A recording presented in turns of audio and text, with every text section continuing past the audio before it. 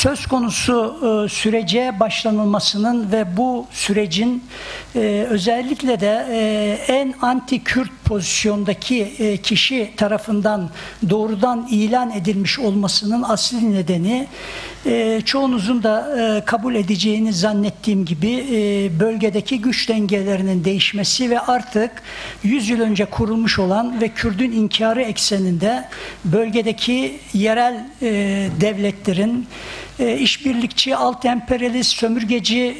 ama bağımlı geri ülkelerin pozisyonlarının yapısal anlamda değişim hattına girdiği gerçeğidir. Dolayısıyla bugün 2013 ile kıyaslandığında çok daha muğlak, çok daha negatif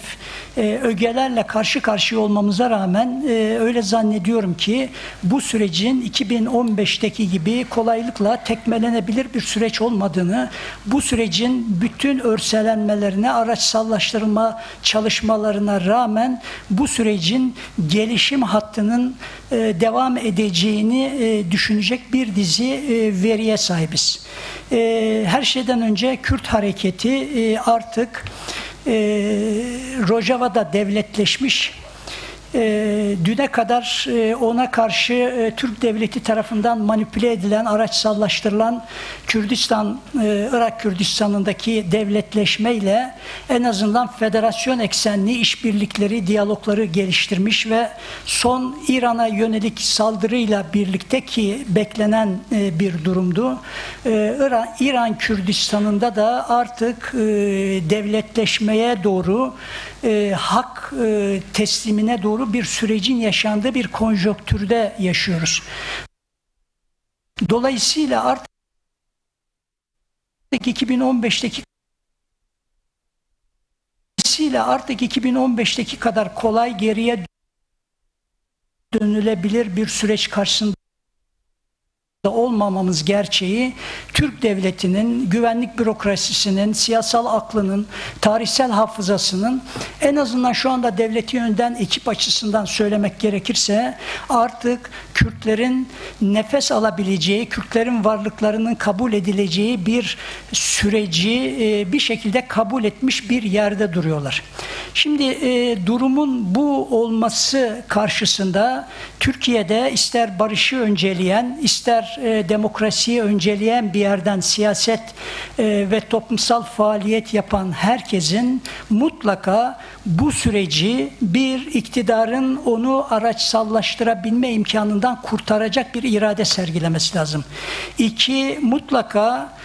Türkiye'nin demokratikleşmesinin Kürt sorunundan geçtiği gerçeğini hatırlayarak mutlaka birlikte davranan bir pozisyon ve kalıcılık üretmesi lazım. Dolayısıyla bu açıdan baktığımızda bugün Cumhuriyet Halk Partisi'nin en azından merkez ekibin ana sesinin az önce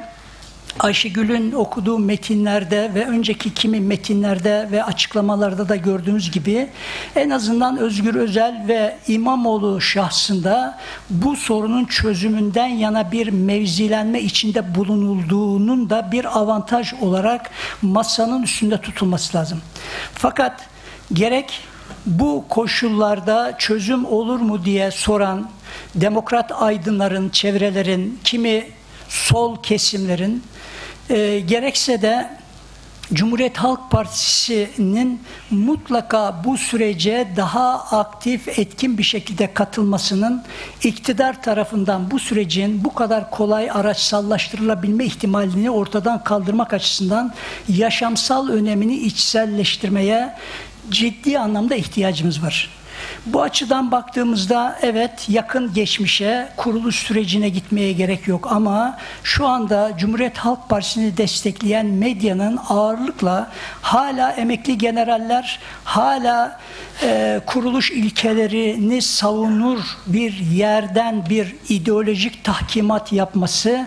deyim uygunsa bu yolla aslında Özgür Özel'in ve İmamoğlu'nun bir şekilde CHP'yi aştırmaya çalıştığı yolu engelleyip onları ayaklarından geriye, eski Türkiye'ye çağırmaya, çekmeye çalışması çok ciddi bir sorun alanı olarak tespit edilmek zorundadır. Bu açıdan baktığımızda bizim çözüm sürecini sahiplenebildiğimiz, toplumsallaştırabildiğimiz, az önce burada iki sözcüsünü dinlediğimiz Alevi hareketi ve Çerkes hareketi dahil olmak üzere toplumun farklı mağduriyet biçimi yaşayan kesimlerini bu sürece katabildiğimiz oranda iktidarın bu süreci şu anda evde yaptığı hesap çerçevesinde araçsallaştırabilmesi de mümkün olmaktan çıkacaktır. Bunu büyük bir özgüvenle söylemek mümkün. Şöyle ki,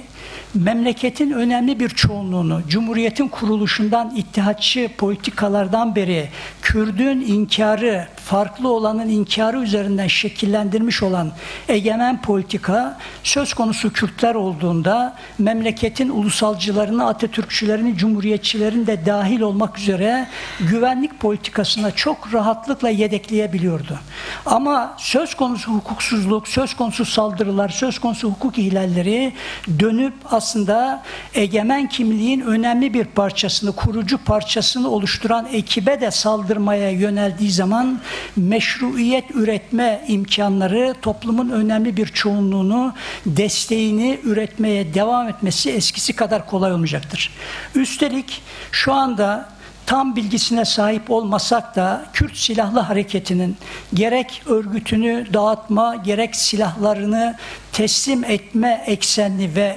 sadece Türkiye değil, bütün bir bölgeye yeni bir çözüm, yeni bir barış, yeni bir birlikte yaşam modeli sunduğu bir atmosferde AKP iktidarının, AKP-MHP iktidarının mevcut devlet bürokrasisinin